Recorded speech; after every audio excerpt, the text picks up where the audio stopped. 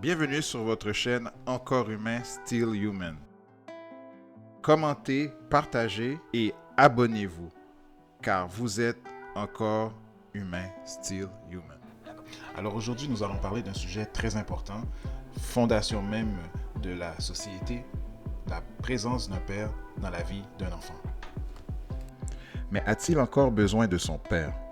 À une époque où l'intelligence artificielle répond à nos questions, où les écrans captent notre attention et où les modèles familiaux évoluent, une question demeure. Existe-t-il une chose qu'un père apporte qu'aucune technologie ne peut et ne pourra jamais remplacer? Aujourd'hui, nous allons explorer les recherches scientifiques, les statistiques et les conséquences humaines d'une présence ou d'une absence. Parce qu'avant d'être connectés au monde, nous avons besoin d'être connectés les uns aux autres.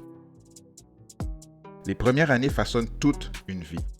Partie 1. La psychologie du développement montre que les premières années sont déterminantes pour le développement émotionnel, social et cognitif.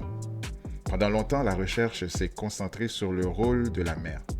Aujourd'hui, des décennies d'études démontrent que le père joue lui aussi un rôle unique. Le père impliqué favorise notamment une meilleure confiance en soi, un développement du langage plus riche, une meilleure réussite scolaire, une plus grande stabilité émotionnelle. Le père ne remplace pas la mère. Il apporte plutôt une contribution différente et complémentaire. Partie 2. Que disent les statistiques?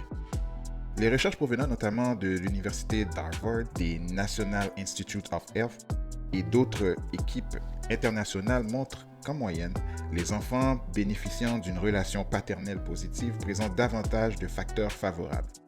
Meilleurs résultats scolaires, moins de comportements violents, moins de consommation de drogue, moins de décrochage scolaire, meilleure santé mentale, meilleures relations sociales. À l'inverse, plusieurs études associent l'absence prolongée du père à une augmentation de certains risques. Il est important de préciser qu'il s'agit de tendances statistiques et non d'une destinée individuelle. Plusieurs enfants élevés sans père deviennent des adultes épanouis grâce au soutien d'autres adultes significatifs. Partie 3. Pourquoi? Un père apprend souvent à son enfant comment prendre les risques de façon sécuritaire, comment gérer la frustration, comment contrôler ses émotions, comment faire face à l'échec, comment respecter les autres. Ces apprentissages se transmettent principalement par l'exemple. Les enfants observent beaucoup plus qu'ils n'écoutent. Partie 4. Le coût de l'absence. Lorsqu'un père est absent physiquement ou émotionnellement, certains enfants cherchent ailleurs ce dont ils ont besoin.